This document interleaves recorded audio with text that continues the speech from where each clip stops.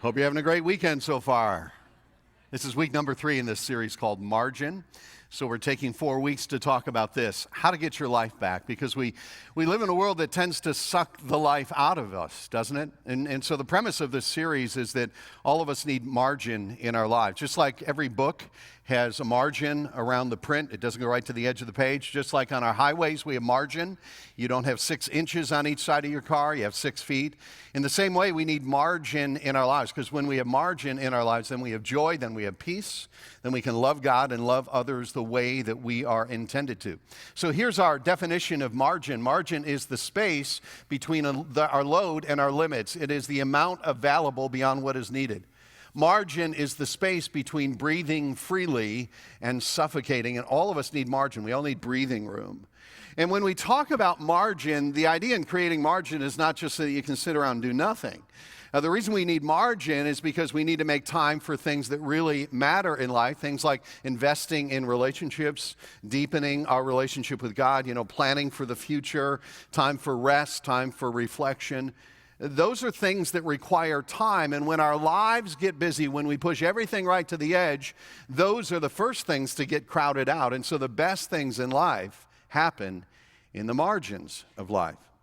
And so today, as we continue this series, I want to talk about one of the biggest challenges we face when it comes to creating margin in our lives. I want to talk about one of the biggest challenges we face when it comes to focusing on what is ultimately important, and that is the problem of distractions. So when I was a kid, whenever the Barnum and Bailey circus would come to town, we often would go to the circus. And I was always fascinated by the lion tamers in the circus. But one thing that always puzzled me was why the lion tamer would take a chair into the cage. Like, that did not seem like a very good defensive weapon when you're facing a lion. Not a great deterrent to a powerful animal such as that. But a few years ago, I was reading a book on leadership, and I came across the reason why a lion tamer uses a chair. Here's what it says. William H. Hinson tells us why animal trainers carry a chair when they go into a cage of lions. Hinson says it is the most important tool of the trainer. He holds the chair by the back and points the legs toward the face of the animal. The animal tries to focus on all 4 legs at once. In the attempt to focus on all 4, a kind of paralysis overwhelms the animal, and it becomes tame, weak, and disabled because its attention is dissipated. And I think that's a pretty good picture of the world that we live in today. Our lives are filled with so many things that our attention is fractured and dissipated, and we become paralyzed. We sometimes become immobilized, and we live in this world that tries to pull our attention away from the things that really matter the most and direct our attention to the things that matter the least. Listen to these words from Solomon, who's described in the Bible as the wisest man who ever lived. Proverbs 4, he says, "Let your eyes look straight ahead. Fix your gaze directly before you. Give careful thought to the paths for your feet and be steadfast in all your ways." That's describing a life of focus, a life of purpose, a life that is not pulled in every direction by every distraction that happens to come along. That's the kind of life we need to live. Now, let me just stop here and say that distractions are not necessarily bad things. Like, for most of us, the things that distract us are things that in and of themselves are okay. They may even be good things, but they just keep us from pursuing what is best for our lives. So let me summarize that in a sentence. This is kind of the point of what we're talking about today, that a good thing can become a bad thing if it keeps us from the best thing. A good thing can become a bad thing if it distracts us from the best thing. And so today, as we talk about distractions, what I want to talk about is specifically about one type of distraction that we deal with today, and that would be the distractions that come into our lives because of technology, what I would call digital distractions. Because this is one of the greatest challenges I think we face in our lives. We deal today with a level of distraction that is unparalleled in human history. Just think with me about how the world has changed in about the last 23 years. Okay, so you go back to 1997, that's when Netflix was founded. And if you're older like me, you remember when Netflix was just an online DVD service. You'd go online, reserve your movie for Friday night, and they would mail it to you. It would actually show up in your mailbox in a physical DVD. Then in 2010, they added streaming movies. And so now, today, Netflix has 160 million subscribers. And that doesn't include Hulu and Amazon Prime and Disney Plus. I mean, there is more streaming video content out there than any human being could possibly watch in a lifetime if they were watching it 24/7. The following year, there were these two PhD students at Stanford University that founded a company called Google. They actually made up the name of the company. It wasn't an actual word. Now it's a word that we use all the time, like, hang on, let me Google that, right? So today, on any average day, there are 5.6 billion searches on Google, the search engine. So 2004, Facebook was launched by a few students at Harvard University. It was intended just to be an online directory of students there at Harvard. But today, 16 years later, 2.5 billion people use Facebook at least once per month. And then the following year, the first video was uploaded to YouTube. Today, more than 2 billion people access video content on YouTube in any given month. And think about this, just 13 years ago, Apple launched the first iPhone. It released its first iPhone. That was just 13 years ago. Today, 77% of Americans own a smartphone.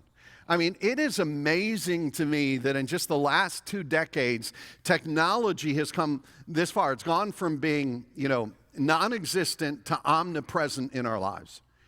And it really has changed the way we do life. In fact, I came across a picture that is, to me, a great image of how our culture has shifted over the last 20 or so years. So you look at this picture.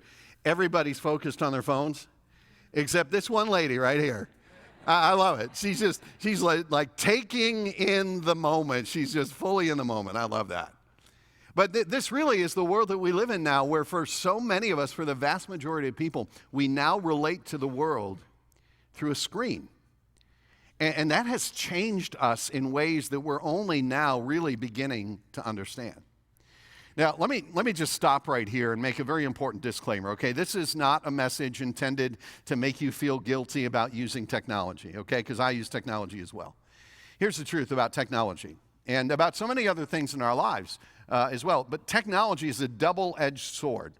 It can be both a blessing and a curse, right? Like I'm so thankful for technology because of the way that helps me to stay in touch with my kids. Debbie and I have 2 daughters. They both live in South Carolina. They live about 2 hours apart from each other. And so every couple of weeks, we'll get on FaceTime and we'll just hang out together by way of video as a family, and we'll catch up. And it's great. I love the technology that allows us to stay in touch that way. I like being able to sit down at my kitchen table, open up my laptop, and buy almost anything I need, and a lot of stuff I don't need, and have it shipped directly to my house. I love the convenience of that. I like the fact that Friday night I was able to go online, order pizza, pay for the pizza, have it delivered, and even, get this, track the delivery on the Domino's online pizza tracker. Where would we be without the pizza tracker? Like, technology is great. It really is. It's a blessing to our lives. And I would even take it a step further. Not only is technology a blessing to our lives personally, it's also a tool that helps us as a church to accomplish our mission. In fact, as most of you know, right now this service is being streamed live online to people who want to participate in what's happening here but aren't able to be here. And so this service goes out online to homes and living rooms and college campuses and coffee shops. In fact, let's everybody right now welcome everybody watching online, those of us who are in the room. Yeah. So I love the fact that technology allows us to do that. In fact, our online campus team got a message this past week from a young lady. I think she's in Texas, I'm not sure. Over the last couple of years, I feel like I lost a big part of my faith. I needed help in finding myself again. Then I found you guys. Now God is a part of every Sunday morning. I just think that's cool. You may not know this, but we have a couple of personal care homes in the area that use our weekend messages to have a chapel service for their residents. And so like 10 days ago, I got this email, really interesting, listen to this. I'm 91 years old. For the last 3 years, I've been a resident at the Pines Senior Living Residence. For the last 2 Sundays, I've attended church at the Pines. This week, your message has been a blessing to me.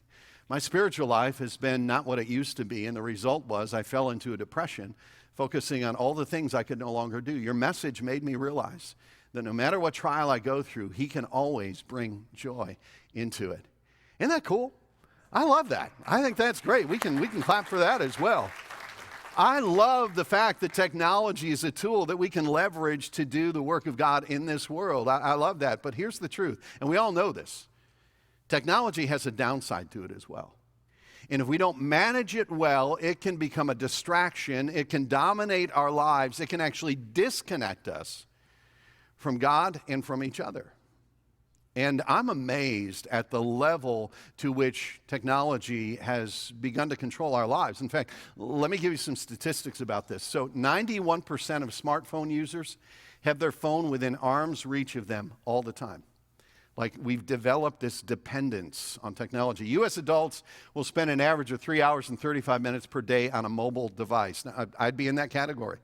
Now, sometimes I'm listening to a podcast or something like that, but some of it, honestly, is just distraction. One more statistic, 68% of 18 to 34-year-olds don't go 1 hour of their waking day without checking their phone. And by the way, I don't think that's just 18 to 34-year-olds. As time goes on, that just kind of includes all of us. So this last week, I came across an article that was published in the New York Times, and what really caught me was the title of the article. It was entitled, "The Rise of the Toilet Texter," okay? And the rise of the toilet texter. 75% of Americans have used their phones while they're in the bathroom. 75%. I didn't put this one on the screen, but according to this article, 10% of men have actually done a conference call, participated in a conference call. And, I don't even want to think about that. 27% of Americans will not go in the bathroom without their phones. Like, oh, I got to go, but my phone is dead. I got to charge this thing first. Like, you know, it's one of the reasons why we have no margin in our lives anymore is because the margin in our lives is being filled with technology, like even when we're in the bathroom.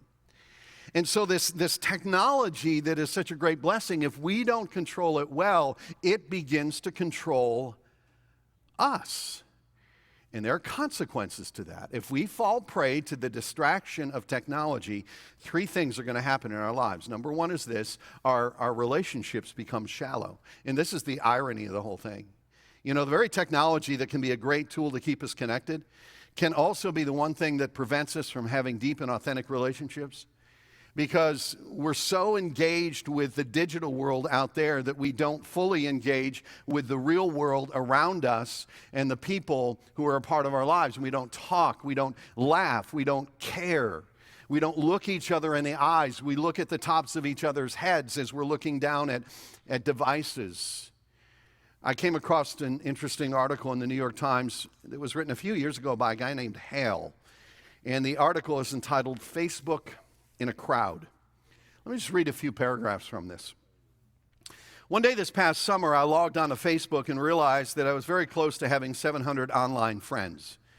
Not bad, I thought to myself, absurdly proud of how many people I'd managed to sign up. So I decided to have a Facebook party. I used Facebook to create an event and invite my digital chums. Facebook gives people the option of responding in 3 categories: attending, maybe attending, and not attending. After a week, the responses stopped coming in and were ready to be tabulated. 15 people said they were attending, 60 said maybe, a few hundred said no, and the rest ignored the invitation altogether. I figured that about 20 people would show up. That sounded pretty good to me. On the evening in question, I took a shower, I shaved, I put on new pants and a favorite shirt. Brimming with optimism, I headed over to the neighborhood watering hole and waited, and waited, and waited. Eventually, one person showed up, Paula. Paula became my Facebook friend after noticing I was connected to a friend of hers. She thought it would be interesting to drop by and meet me. We made small talk. I found out about her job, her boyfriend, her soccer team. Eventually, we ran out of things to say. After she left, I renewed my vigil, waiting for someone to show. By 11 o'clock, my head was clouded by drink, and it was finally starting to sink in. No one else was coming. I ordered one more drink and took a gulp. And then listen to this. 700 friends, and I was drinking alone. Now listen, I'm not saying social media is bad. It's great. I'm not saying that email or text messaging is bad. Those are all very good things. But I will say this, let me say it again, that a good thing can be a bad thing if it keeps you from the best thing. So here's the second consequence. Our emotions become strained. Not only can our relationships become shallow, but our emotions become strained. Because when we're constantly connected to the noise of our culture, it takes a toll on our emotions. I want you to think about something with me. 100 years ago, the only problems you really worried about were your own problems or the problems in the lives of people who were close to you, right? Today, we live our lives in a constant stream of information. And so we open our news feed, we go on social media, we turn on cable TV news, and we're inundated with literally the problems of the entire world. And so we hear about the latest disease, we hear about a missing child, we hear about the death of a famous basketball player, we hear about the latest political fight, we hear about Harry and Meghan moving to Canada, we hear about everything. And we absorb all of that into our hearts. And see, I believe that one of the reasons why anxiety is at the levels that it's at today in our culture is because we're constantly connected to the troubles of this world. And our souls were never meant to bear that burden. And so when we fall prey to digital distraction and digital control of our lives, our relationships become shallow, our emotions become strained. And then number 3 is this: our souls become shriveled. Because if you never unplug from listening to the world, then you can't listen to the quiet voice of God. And eventually what happens is our souls begin to shrivel up spiritually. Listen to this statistic right here. 74% of 18 to 34-year-olds say their phone is the last thing they see before they go to sleep and the first thing they see when they wake up. Compare that to the words of David, King David in Psalm 5. He says this: "In the morning, Lord, you hear my voice. In the morning, I lay my request before you and wait expectantly." Like, what if all of us who call ourselves followers of Christ, what if we were to start the day just in quietness and reflection, pouring out our hearts to God, trying to listen to Him, inviting Him into the details of our lives? It's very interesting to me that if you were to ask the average Christian what it is that keeps them from praying, what is the greatest obstacle to prayer, most people will say, well, I'm just so busy. I'm just really, really busy. But how do you reconcile that with the fact that we spend several hours online every day? Like, I read this quote this week, very convicting quote. One of the great uses of Twitter and Facebook will be to prove at the last day that our prayerlessness was not from a lack of time. I read that on Twitter, by the way, in case you're wondering. So listen, I'm not saying that smartphones are bad. I'm not saying that technology is bad and Netflix or YouTube, social media is bad. All I'm saying is this, and let me say it again: a good thing can become a bad thing if it keeps us from the best thing, okay? Now, for the next few minutes, I just want to shine the light of Scripture on everything that we've been talking about so far and the reality of the culture in which we live. Now, obviously, the Bible doesn't talk about technology because it didn't exist then, but it does talk about what it really looks like to be a follower of Jesus and what it means to have focus in your life and what it means to give priority to the things that really matter the most. And so I want to read just a few verses from Hebrews chapter 12. This was a letter written in the first century to Christians who had converted from Judaism. They were Hebrew Christians. And I love these 3 verses. I'll read it and then we'll walk through it a little bit more slowly. So here's what it says. It says, "Therefore, since we are surrounded by such a great cloud of witnesses, let us throw off everything that hinders and the sin that so easily entangles. And let us run with perseverance the race marked out for us, fixing our eyes on Jesus, the pioneer and perfecter of faith. For the joy set before him, he endured the cross, scorning its shame, and sat down at the right hand of the throne of God. Consider him who endured such opposition from sinners, so that you will not grow weary and lose heart." And one of the things I really like about this brief passage of Scripture is that it uses this really great metaphor to describe what it means to be a Christian. It describes it with the picture of running a race. And I love that because it's a great reminder that our faith is not just a passive intellectual exercise. That Christianity is not just an hour on Sunday. It's not just some belief system or a religion. It's a pursuit. It's a race. It's this lifelong pursuit of becoming the people that God has called us to be. And so it uses this metaphor of a race. Let me go back through and just unpack this a little bit more, a phrase at a time. So it begins this way. Therefore, since we are surrounded by such a great cloud of witnesses. Now, one thing that I mention all the time is that when you're reading the Bible and you see the word therefore, you always got to figure out what the therefore is there for.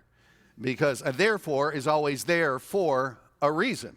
And it always points back to something else. And in this case, it points back to Hebrews chapter 11. If you read Hebrews chapter 11, it's this long list of names. People whose stories are told in the pages of the Bible. People who lived out their faith boldly.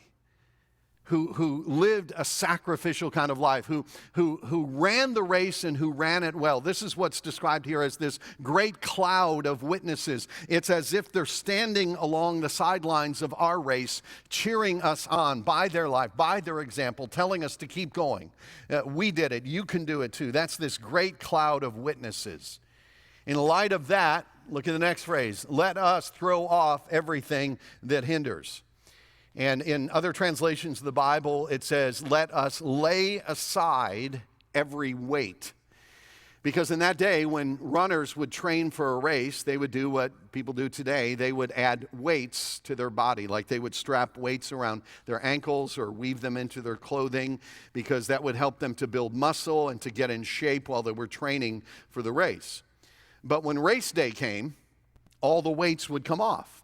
Because if you wore the weights in a race, you would not perform at your best. And so when it says here, let us throw off everything that hinders, it's not talking about things that are wrong. It's not talking about sin, because that comes up in the next phrase. It's talking about those things in our lives that may be okay, that are not bad, but things that you don't want a part of your life if you're trying to run a race. Things that'll slow you down. Things that will distract you, things that will divert your attention, things that will weigh on you. And so the writer of Hebrews is saying, listen, if you're serious about running the race that God has called you to run, there are some things you're going to have to set aside. Not because they're bad, but just because they're not best. So let me illustrate it this way. This is a picture of a balloon called the Double Eagle II. And the Double Eagle II was a helium balloon, and the crew of the Double Eagle II were the first ones in history to cross the Atlantic Ocean from Presque Isle, Maine, all the way over to England, okay? And there had been 15 other teams that had tried this, and everybody failed. Now, it's not a hot air balloon because you can't carry all the tanks with the gas in it. This is helium in a big old balloon. And they were the first ones to succeed in doing this, but they almost didn't make it. Because as they got near the coast of England, they started losing altitude very, very quickly. And so they had to get rid of as much weight as possible in order to finish the journey. So here's what they wrote in the logbook. As we neared land, over went such gear as tape recorders, radios, film magazines, sleeping bags, lawn chairs, most of our water, food, and the cooler it was in. Okay, would we agree that those are all good things? Sure, those are good things, but their highest priority was to complete the journey to get to Europe, and so every decision was made in light of that, and so good things had to be abandoned in order for them to accomplish the best thing in their lives, which was to reach that destination. A good thing can be a bad thing if it keeps you from the best thing. Okay, so let's keep reading. Throw off everything that hinders, the sin that so easily entangles, and let us run with perseverance the race marked out for us. You've got a race marked out for you. You may be running right now the race of parenting. You may be running the race right now of leadership in your place of work in the church. You may be running the race right now of retirement, but it's a race. You've got to run it well. It says, let us run with, and what's the word here? Perseverance, not speed. Perseverance. In fact, the New Testament originally was written in the Greek language. We translate it into English. And so the Greek word behind perseverance is this word, agon. And there's another English word we get from that same Greek word. It's the word agony. So that tells you what kind of race this is. It's a race that's going to require perseverance. It's a race that you're going to get sore at times. You're going to cramp up a little bit. It's going to require you to push through the pain even when it's difficult, because the kind of race this is talking about is not a sprint, it's a marathon. Now, I'm not much of a track and field person, as you can tell, but I do know there's a difference between a 100-yard dash and a 26-mile marathon, right? Because in a marathon, in a long-distance run, it doesn't matter how quick you get out of the starting gates. It's not about making a fast start. It's about persevering. It's about having the endurance to get to the end of the race and to do that well. And the point here is that following Jesus is like that. It's not a sprint, it's a marathon. It's going to require some endurance. It's going to be difficult at times. And let me tell you why that's so challenging for us. This is especially challenging for us because we live in a culture that's conditioned us to believe that everything should happen quickly and easily. Because here's what we're used to. We're used to instantaneous Google searches. We're used to 1-minute Instagram videos or 15-second TikTok videos. We're used to Amazon Prime overnight shipping. Right? That's what we're used to. And so we live in a world that has conditioned us to expect that everything in life should happen quickly and easily because our attention spans have been that shortened. But see, following Jesus, that's different. It requires attention. It requires perseverance. It requires grit because it's running a marathon, not a sprint. So how do you do that? I think the key is the next phrase here. Fixing our eyes on Jesus. Being undistracted, being focused. Because see, any athlete knows that when you run a race, where you focus your attention is critical. You can't be focused on the crowd that's cheering you on and calling your name. You can't stop and look at everybody. You can't look at the runners around you and see where they are because you'll just break stride if you do that, and it'll slow you down. If you're running, you've got to focus on the destination. You got to focus on the finish line.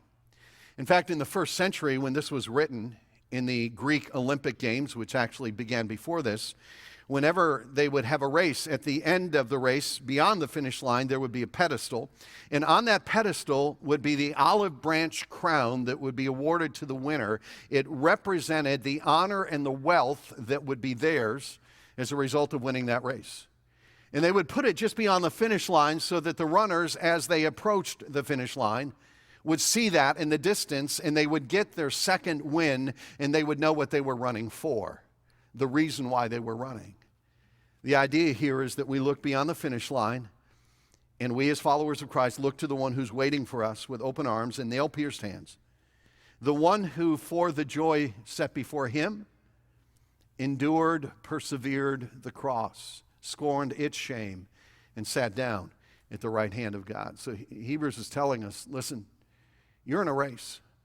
And if you want to run the race well, you've got to focus and you've got to get rid of the distractions.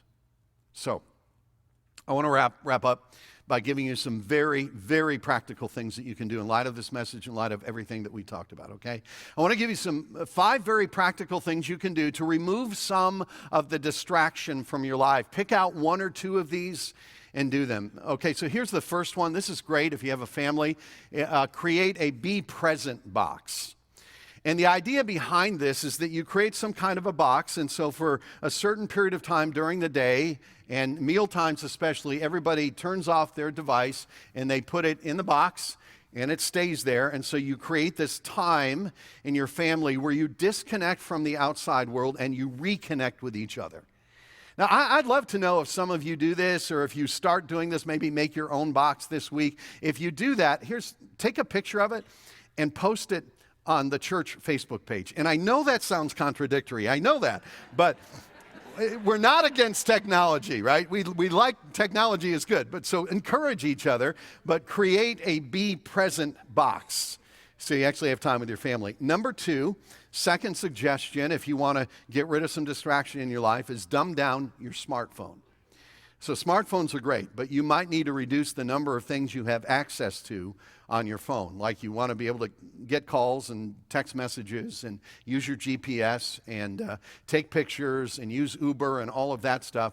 But then remove other things like social media apps and web browsers and things like that, because you can still use those things on your computer, but it's less convenient because you're not carrying it around in your pocket where you're constantly distracted by it. You have to be a little more intentional about it. And there's a great article on this if you're wondering how to do this. It's called My Year with a Distraction-Free iPhone. This article was published online a few years ago. It went viral, crazy. You can Google it to find it, and that will tell you how to dumb down your smartphone, okay? I know. It sounds very contradictory. Number 3, set a time and a time limit for social media. So social media, it's a black hole, right?